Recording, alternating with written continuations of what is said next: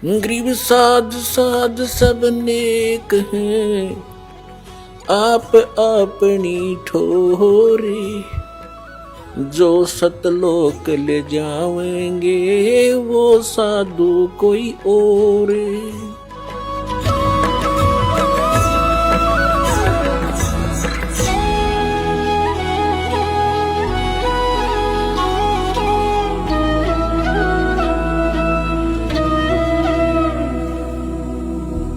एक व्यक्ति था, उसका मित्र एक दरोगा था, एसएचओ। उसने अपने मित्र से कहा कि मेरा जो पड़ोसी है साथ वाले मकान का, वो मुझे बहुत परेशान करता है, किसी तरह बाज नहीं आता है, मैं क्या करूं। अब एसएचओ ने कहा कि मार लठ, उसका माप देख लूंगा। पहले ऐसे समय थे।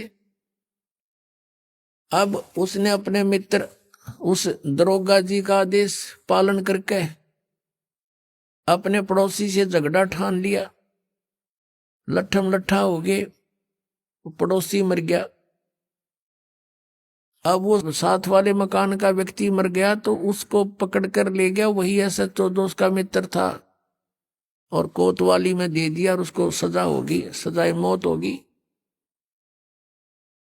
अब उसने क्या गलती करी कि राजा का विधान है कि कोई किसी की हत्या करेगा उसको सजाए मौत दी जाएगी। उस व्यक्ति ने एक अधिकारी की आज्ञा का पालन करके और अपने साथी का लठ मार कर मृत्यु कर दी, राजा का विधान तोड़ दिया। अब राजा के विधान अनुसार उसको सजाए मौत होगी, वो अधिकारी कुछ नहीं कर सका। तो पुण्यात्माओं, हमने ऐसे जानना है कि जो वेद और गीता ये परमात्मा का विधान संदेश है, इसमें जो लिखा वही फाइनल है। इसके अतिरिक्त ऋषियों की, देवताओं की जो अपने अनुभव की बातें हैं वो हमने पूजा की विधि में स्वीकार नहीं करनी, क्योंकि वो एक अधिकारी का आदेश हो जाएगा। उसको पालन करने से भगवान का विधान खंड हो जाएगा और हम दोषी अपराधी हो जाएंगे। अब प्रसंग चल रहा है कि आज तक हमें परमात्मा की जानकारी यथार्थ रूप में नहीं हुई। एक शेख फरीद नाम का मुसलमान धर्म में उत्पन्न एक पुण्यकर्मी प्राणी था। पुण्यात्माओं, हम आज से नहीं जन्म मर रहे, असंख्य जन्म हो गए, और इस चतुर्युगी में हम सतयुग से लेकर आज तक जन्मते मरते रहे हैं। और इस कलयुग से पहले हम अलग, ना कोई मुसलमान था, ना हिंदू था, ना सिख था, और ना ही कोई मुसलमान था, ना ईसाई था। सब वैदिक धर्म को मानने वाले होते थे, वेदों अनुसार ओम नाम का जाप करते थे, और कोई साधना वो सर्व यज्ञ हवन आदि करते थे, 500 यज्ञ किया करते थे। अब हमारे आपस में संस्कार एक दूसरे के मिक्स हैं। आज कोई हिंदू धर्म में जन्मा है तो कल मुसलमान धर्म में जन्म ले सकता है। आज कोई मुसलमान धर्म में कट्टर हुआ बैठा, कल मृत्यु होगी, उसके बाद वो हिंदू धर्म के अंदर जन्म ले सकता है। ईसाई के भी ले सकता है, ईसाई भी की मृत्यु के बाद ईसाई भी यहाँ आ सकते हैं हिंदू धर्म में, और सिख धर्म में भी जा सकते हैं। तो कहने का भाव यह है कि हमने अपनी बुद्धि को बहुत ऊपर उठाना पड़ेगा, तब हम इस काल के जाल से निकल पाएंगे। तो पुण्यकर्मी प्राणी शेख फरीद पिछले ही संस्कार प्रबल थे उसके लिए थोड़ा सा कथा सुनाते हैं कि वो शरारती बहुत था, उलाने बहुत लाता था, गांव में जाकर के दूसरे बच्चों के साथ झगड़ा कर देता था, किसी को कुछ छेड़छाड़ कर देता था आपस में बच्चों के साथ, या किसी के घर में घुस के उनका कोई बर्तन बुर्तन उठपटंग कर देता था, उलाने आते थे। उसकी माता बहुत तंग होगी। उसने सोचा अब क्या करूं, इसको कैसे शांत करूं। तब उसने एक दिन सोचा कि इसको कहती हूं कि बेटा तू नमाज कर ले। शेख फरीद की माता ने कहा कि बेटा तू नमाज करा कर। छोटा ही बालक था, 3-4 वर्ष का। कहने लगा क्यों, मैं क्यों करूं नमाज, मुझे क्या मिलेगा। और वो उसका फेवरेट फ्रूट था खजूर, खजूर बहुत खाता था, उसको बड़ा पसंद थे। माँ ने कहा बेटा अल्लाह तुझे खजूर देगा, कि सचमुच डेली प्रतिदिन देगा। वो कहने लगा माँ बता फिर कैसे करते नमाज। न बोली डट जा, कोई समय होता है नमाज करने का, मैं बताऊंगी, इतना बैठ जा। वो इतना बैठा रहा। अब माँ ने सोचा मेरा काम करने का समय है, इसने ला दूं नमाज करने, और तू काम कर लेगी इतनी ना, तो कह पता नहीं क्या उलाने लाओगा। उसने एक कपड़ा बिछाया और कहा बेटा ऐसे मत्था टेक ले और यूं कहता रहे अल्लाह मुझे खजूर दे, अल्लाह मुझे खजूर दे, यही नमाज है। और तो उसका याद क्यों होती बालक के। जब वो काफी देर करता रहा, उसकी मम्मी ने क्या किया, एक पत्ते में खजूर लपेट के, थोड़ा सा खजूर 2 पत्तों में, और उसके उस कपड़ा बिछा रखा था उसके नीचे रखे ही। और जब सारा काम कर लिया, जब कहने लगी बेटा आंख खोल दे बाजा, वो उठा, उसने देखा इधर उधर, कहने लगा माँ अल्लाह ने खजूर तो दिया ही नहीं, मैं नहीं करूं आज के बाद बिल्कुल भी। उसकी माँ ने कहा बेटा अल्लाह ऐसे सरेआम थोड़ा ही देता है, वो तो गुप्त देता है बेटा, देख कहीं रख गए होंगे आसन के नीचे।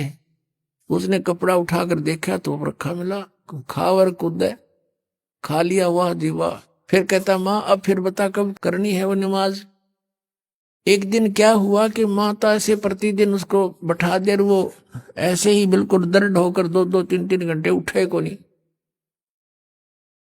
एक दिन उसकी माता खजूर रखना भूल गई और उसने कह दिया आजा बेटा। वो उठ गया, उठा, जब उसने उठाकर पल्ला देखा, खजूर जीटीज रखे जैसे पहले रखती थी उसकी माँ। अब फिर उसकी माँ के भी याद आ गया कि आज तो मेरे से गलती होगी, यू कभी नहीं कराई भी सा नालायक से, आज इसको खजूर मिले नहीं। तो उसी समय वो खजूर खाता हुआ आ रहा था। उसकी माँ ने कहा बेटा ये खजूर कहाँ से लाया तू, अल्लाह रोज देता है मुझे। कहने लगी कहाँ था ये खजूर, वहीं जहां पहले रखते थे, आज दिखाऊं, एक पत्ता तुम्हें छोड़ के आया हूं नीचे वाला। अब जाकर देखा सचमुच खजूर ज्यों के त्यों। उसकी माँ तो हैरान रहेगी कि हे परमात्मा बड़ी सुनी ना, तो आज इसके बाद तो कभी नहीं करो नमाज। कहने का भाव ये है कि कहते हैं पिछले तब से होते हैं पूर्ण हंस मुराद, पिछला संस्कारी हंस था, परमात्मा ने आस्था बढ़ानी थी। उसकी माँ का भी फिर लगन बन गई, तो बस नकली सा काम करया करती। उस दिन के बाद उसकी माँ का भी दृढ़ विश्वास हो गया भगवान है, अल्लाह है कहीं पर। तो कुछ जब वो बड़ा हुआ तो उसने घर त्याग दिया, क्योंकि रुक नहीं सकता वो प्राणी जिसको चाह भगवान की है। अब जो परंपरागत उनकी क्रियाएं थी, मांस खाना, वो उनको पसंद नहीं था उस प्यारी आत्मा को। उसने छोड़ दिया कि ये तो कुछ जची नहीं बात, हिंसा करके भगवान मिला करते हैं कभी। अब वो शेख फरीद पुण्यात्मा परमात्मा की तलाश में कहाँ जाते हैं, संत के पास, के संतों के पास परमात्मा के पाने की विधि होती है। एक फक्कड़ फकीर था, सिद्ध पुरुष था, साधना करता था, सिद्धि में प्रसिद्ध हो रहा था। उसके पास पहुंच गए, उनसे बातें की, उसने अपना जो साधन जाने था वो बता दिया, बेटा कठिन से कठिन तप कर, जितना कष्ट दोगे शरीर को उतना ही भगवान निकटाएगा। अब शेख प्रीत तो गई भगवान पाने के लिए थे, दिन रात अपने खूब कष्ट करें, जो भी गुरुजी आदेश दें वही पालन करें। अब शेख फरीद गए हुए थे किस लिए, परमात्मा के लिए, और गुरुजी के आदेश का 100% पालन करते थे। उस आश्रम में उनके पास और भी 5-7 शिष्य रहते थे। और शेख फरीद के जाने के बाद वो ज्यादा प्रिय लगने लगा, क्योंकि वो हर कार्य को उनकी इच्छा अनुसार करता था। ऐसे बैठा रहता था या खड़ा रहता था जब तक आज्ञा नहीं होती थी। उनके गुरुजी अधिकतर कार्य उसी से सेवा लेते थे। तो अन्य शिष्य ईर्षा करने लगे कि शेख फरीद तो गुरुजी के हृदय में बस गया और आश्रम इसको देंगे लास्ट में मृत्यु के बाद, और तुम रह गए अब घर छोड़ दिया परमात्मा पाने के लिए। और वहां जाकर फिर ये राग द्वेष अभिमान बड़ाई की भूख ज्यों की त्यों, फिर किस लिए डले ढो रहे हो वहां पर। अगर तुमने आश्रम की जरूरत है भगवान की नहीं रही, मान बढ़ाई की भूख है तो भक्त नहीं। ये शेख फरीद में नहीं थी। अब अन्य जो शिष्य थे उन्होंने सोचा इसको गुरु जी की नजरों से गिराते हैं। वो जो सिद्ध पुरुष था, मुसलमान धर्म में फक्कड़ फकीर था, तपस्वी था, वो क्या करा करता, हुक्का पिया करता खाना खाते समय, और शाम के समय विशेषकर हुक्का पीकर तुरंत सो जाता था, सुबह बखत से उठ जाता था। तो आश्रम में प्रत्येक भक्त की एक दिन की सेवा बांट रखी थी कि इस दिन वो सारी सेवा करेगा, इस दिन वो करेगा, इस दिन वो करेगा। जिस दिन शेख फरीद की सेवा का टर्न आया, उस दिन अन्य सेवकों ने सोचा कि आज इसको गुरुदेव के नजरों से गिराते हैं। वर्षा का मौसम था लेकिन वर्षा नहीं हो रही थी। शेख फरीद ने शाम के समय खाना बनाया गुरुजी के लिए, और गुरुजी हुक्के के लिए पहले, गुरुजी के हुक्के के लिए पहले अग्नि तैयार कर देता था। उसने अग्नि तैयार कर ली थी, खाना खिलाने गया हुआ था। पीछे से उनके अन्य ईर्षालु साथियों ने वो अग्नि बुझा दी, पानी पूनी छिड़क दिया। अब शेख फरीद ने तो ये सोचा था कि 2 मिनट में हुक्का भर के दे दूंगा, और वो गुरुजी इतना क्रोधी था, अगर 5 मिनट लेट हो जाता ना हुक्का कोई भी किसी कार्य में, उससे इतना नाराज हो जाता, उसको डंडे मारता था और कई दिन तक उसको सेवा नहीं देता था।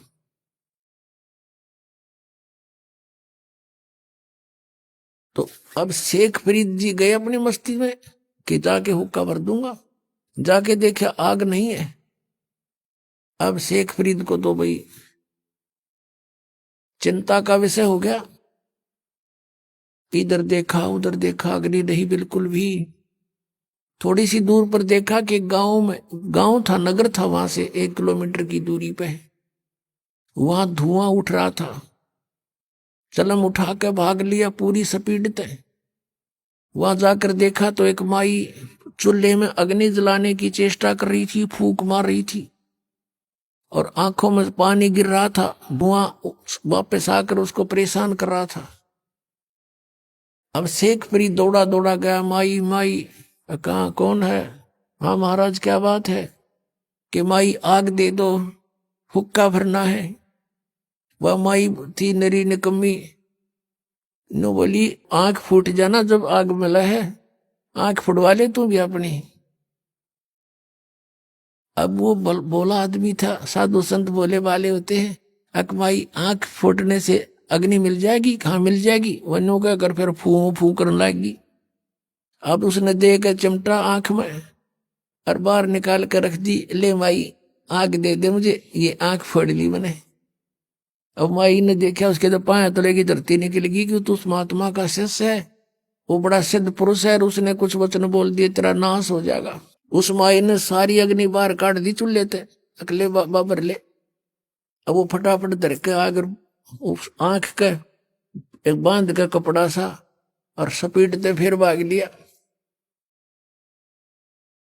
उधर से गुरुजी ने आवाज लगाई, रे शेख फरीद, रे फरीद कित मर गया। तीसरी आवाज जब लगाई, जब 2 एकड़ की दूरी से आवाज करी, आ गया गुरुजी, आ गया गुरुजी।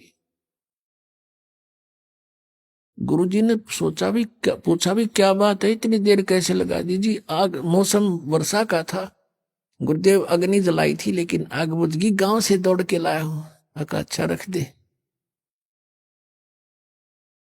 अब अग्नि रख दी, वो तो ओका पीड़ का सोने की तैयारी में था, उसने देखा अंधेरा सा हो गया था। आंख का क्या लग गया जी? आप कह रहे थे क्या लगे गुरुदेव, क्या लगे? नौका के बाहर निकल गया। कहा अच्छा भाई। अब सुबह हुआ, माई ने सारी रात काटनी मुश्किल होगी, अब तेरे ऊपर बिजली गिरेगी, वो बताओगा गुरुजी को ऐसे ऐसे, और ये सिद्ध पुरुष है को वचन बोल दिया तेरा नाश होगा। सुबह सुबह जाली बुढ़िया वो माई ले करके उसको आंख को मटके के कापण पर, ढक्कन पर रख कर लेगी और कहा महाराज मेरे से गलती होगी, माफ कर दियो, आपका शेष अग्नि लेने गया था, मैं ऐसे ऐसे धूमे में दुखी हो रही थी और मेरे मुख से निकल गया कि आंख फुटवा ले, आंख फुटते तो अग्नि मिलती है। और आप कैसे से ने आंख निकाल कर रखती, महाराज मेरे पे गलती होगी, माफ कर दो, माथा टेक कर रोए बुढ़िया माई। अब उस गुरु जी के समझ में नहीं आ रही या कहना के चाह रही है। वो बोला माई मुझे ढंग से बता क्या बात है। कहने लगी जी ऐसे ऐसे बात थी। शेख फरीद को बुलाया, अरे फरीद इधर आ। कहाँ जी? अरे क्या हो गया? अका आप कह रहे थे क्या हो गुरुदेव, आपकी दास को आप कह रहे थे क्या होना था? अरे ये कपड़ा क्यों बांध रखा है? अरे जी ऐसे ही, अब ऐसे ही करके। बोला खोल दे इसको। उसने कपड़ा खोल दिया तो आंख ज्यों की त्यों पाई उस फरीद की। अब वह माई देख कर हैरान रहेगी, लेकिन दूसरी आंख से वह कुछ छोटी बन गई। ये यकीन दिलाने के लिए कि सचमुच ये घटना घटी है। अपने आत्माओं, ऐसे सिद्ध पुरुष और ऐसे करामात दिखा देते हैं तो फिर उसके ऊपर शंका हो किसने? अब ये बातें अब तत्व ज्ञान से आपका समझ में आएंगी कि ऐसा सिद्ध पुरुष था वो, तपस्वी हो का पाड़, कि उस क्योंकि पिछले संस्कार थे उन पुण्य पुण्य कर्मों प्राणियों के, पिछले ही तप से होते हैं पूर्ण हंस मुराद। वर्तमान की सिद्ध साधना कुछ थी नहीं उनकी, दोनों की, ना शेख फरीद की थी ना उस गुरु की थी, पिछले संस्कारों से थी, पिछले जन्म जन्मों के। वो विद्यमान होते हैं तो भी उन्हीं को अंगड़ाई आती है भक्ति की, घर त्याग देते हैं, लेकिन आगे साधना ना होने से वो अपनी बैटरी डिस्चार्ज कर जाते हैं ऐसे सिद्धि दिखाकर। अब सब जगह आसपास चर्चा का विषय हो गया। उस महाराज की वाह वाह होगी कि एक बालक की ऐसे ऐसे आंख भी पूरी कर दी उसने। सारी जनता आसपास की पूजन लायक गिर, वो महात्मा सिद्ध पुरुष और सुप्रीम वो हो गया वहां का संत। अब कुछ दिनों के बाद क्या हुआ कि उसकी मृत्यु होगी। मृत्यु के उपरांत शेख फरीद ने वो अपना आश्रम त्याग दिया। सोचा साधना करनी है, गुरुजी ने कहा कठिन तप करो, भगवान निकटावेगा, उसके दीदार हो जाएगा। शेख फरीद तो परमात्मा पाने के लिए घर से निकला था और भगवान ना मिला तो इस मनुष्य शरीर का हो बनेगा क्या, मैं करूंगा क्या इस मिट्टी का, ये सोचकर गुरुजी के अब बताए अनुसार घोर तप शुरू कर दिया। एक वृक्ष की मोटी टहनी कुएं के ऊपर से गई हुई थी। उसने सोचा बहुत साधना कर ली, वैसे करता हूं, ऊपर रस्सा बांध लिया वृक्ष के और अपने पैरों में बांध लिया दोनों में, और शेष रस्सा नीचे को लटका दिया और उल्टा लटक गया। अब 12 वर्ष तक उसने उल्टा लटक के कई कई घंटों कुएं में साधना की और 12 वर्ष के अंदर 50 किलो अन्न खाया था शेख फरीद ने। 50 किलो 12 वर्ष में। एक वर्ष में 360 दिन होते हैं और एक दिन में वैसे तो मनुष्य की 1 किलो का आहार बताया है। यदि 10 ग्राम भी हम सोच कर चल रहे हैं तो एक महीने की भी 10 ग्राम तो होता भी कुछ को ना, 100 ग्राम माने तो भी एक महीने की ही 36 किलो हो जाती है। अपने आत्माओं, अब 12 वर्ष के अंदर 40 किलो अन्न खाया तो कैसा शरीर होगा उसका? अस्थि पंजर रह गया शेष। वो बाहर आकर के कभी कभी विश्राम करता था, परमात्मा की तरफ में रहता था और वो ऐसे लेटा हुआ था। कौव्या ने देखा कि ये व्यक्ति मर चुका है। वो उसके ऊपर आकर बैठ गए। शरीर पर कहीं मांस था ही नहीं। उन्हें सोची कौवों ने कि माथे पर बैठ कर इनकी आंख निकाल लेते हैं। तब वो थोड़ा सा मुंह खुला उसका, कहा कि भाई कौवो, मेरे शरीर पर कहीं मांस बचा हो उस मांस को खा लो, मेरी आंखों को मत छुओ, इसको ना डिस्टर्ब करो, मुझे अल्लाह के दीदार की आशा है, मैंने भगवान देखना है, आंखें आंखें छोड़ दो मेरी, बाकी कहीं तुम्हें कुछ मिले तो खा लो। ये मुसलमान थे, और जो मांस खाओ, बकरे काटे, गऊ काटे, ये परमात्मा पालेंगे।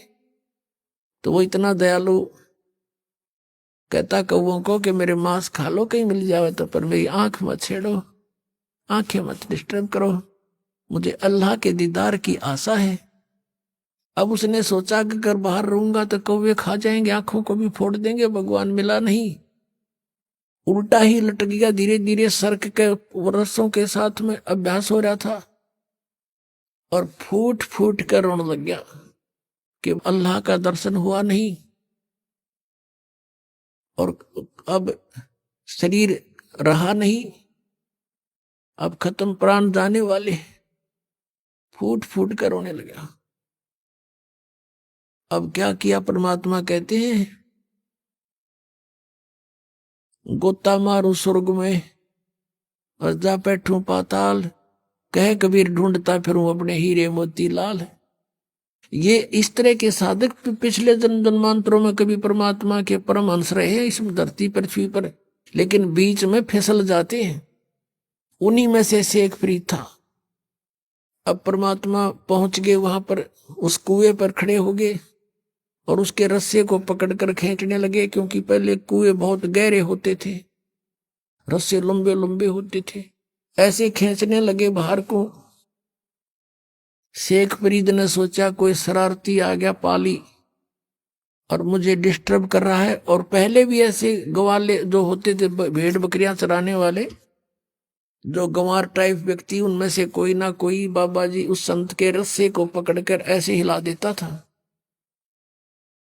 और यूं बैठकर देखता था तमाशा। और वो क्या कर लेता था, ऐसे सिर कर लेता था कि सिर में चोट ना आ जा, और कभी कुएं के इधर लगता था जाके, कभी इधर। वो कुछ देर छेड़छाड़ कर चले जाते थे, पता था उसका कि किस किस के साथ लड़ूं, बच्चे हैं, करते रहेंगे। उन्हीं में से कोई और दूसरा उनको धमका देता था कि ऐसा मत करा करो संतों के साथ, तो कई दिन नहीं कोई आता था। अब शेख फरीद ने सोचा कि पहले तो ऐसे हिला लूका छोड़ जाते थे, आज यू ऐसा निकम्मा टिकल मिल गया, किसी ने बाहर निकाल लिया मैं। अब वो बाहर निकालते निकालते उल्टा लटका लटका कहता है कि ए भाई मुझे ना छेड़, मुझे डिस्टर्ब ना करे, मैं अपना काम कर रहा हूं, तू अपना काम कर। परमात्मा ने कहा कि तू क्या कर रहा है यहां पर? ए भाई, मैं भगवान के दर्शन के लिए, परमात्मा को देखने के लिए, परमात्मा के पाने के लिए मैं साधना कर रहा हूं। तो परमेश्वर कबीर देव जी ने कहा कि मैं हूं अल्लाह अकबर। अब ये बात सुनकर शेख फरीद के माथे पे चोड़ी पड़ी, कहने लगे भाई मजाक ना करे, आप अल्लाह नहीं हो सकते, क्योंकि अल्लाह तो निराकार है, वो तो बेचून है, अल्लाह दिखाई थोड़ी देता है।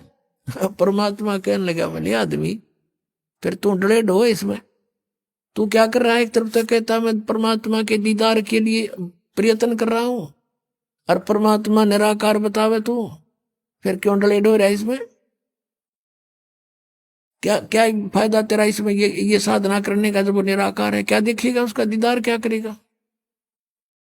अब क्या करे ना, गांव कर ज्ञान का तो चमका ऐसा लग गया करे, एकदम उसकी बुद्धि सेट होगी, मालिक खड़े सामने।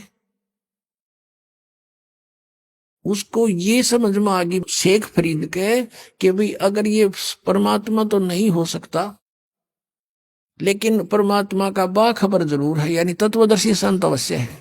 उसने चरण पकड़ दिए यूं के यूं, उल्टा लटके लटके पैर पकड़ दिए कि महाराज मुझे भगवान का ज्ञान बता दे, मुझे अल्लाह की आवश्यकता है, अल्लाह के दर्शन करूंगा। परमात्मा ने कहा तुम फिर वही बात कर, अल्लाह के दर्शन करूंगा, तुम्हारा अल्लाह बेचून निराकार, बताओ तुम दर्शन क्या खाक करेगा तू? अगर दर्शन करेगा तो अल्लाह साकार हुआ, अब वो कहता हाँ बिल्कुल ठीक है, नहीं तो दीदार सब दाना नहीं चाहिए तुम्हारे मुख पर। तो वो कहने लगा जैसा भी है मुझे रास्ता बता दो, मैं भटक चुका हूं, मेरा अंत आने वाला है और परमात्मा मुझे मिला नहीं। अब परमात्मा ने क्या कहा कि बच्चा,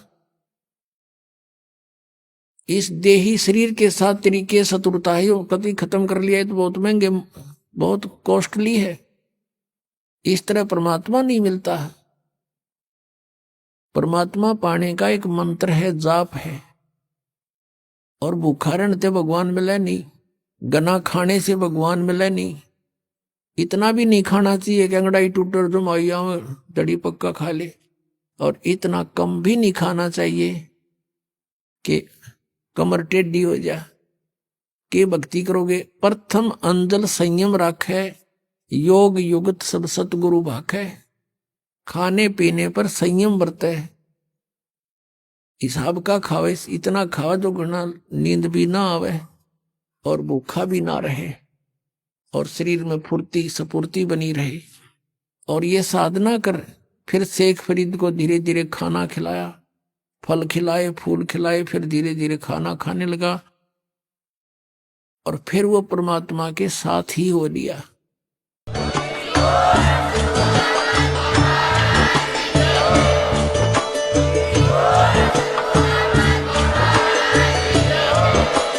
आप सुन रहे थे जगत गुरु तत्वदर्शी संत रामपाल जी महाराज जी के मंगल प्रवचन। अधिक जानकारी के लिए विजिट कीजिए हमारी वेबसाइट www.jagatgururampalji.org। संत रामपाल जी महाराज जी के शुभ आशीर्वाद से पूरे विश्व भर में 500 से भी ज्यादा नाम दीक्षा केंद्र हैं, जिन पर संत रामपाल जी महाराज जी द्वारा ऑनलाइन निशुल्क नाम दीक्षा दी जा रही है। अपने नजदीकी नाम दीक्षा केंद्र का पता करने के लिए संपर्क करें 8222880541।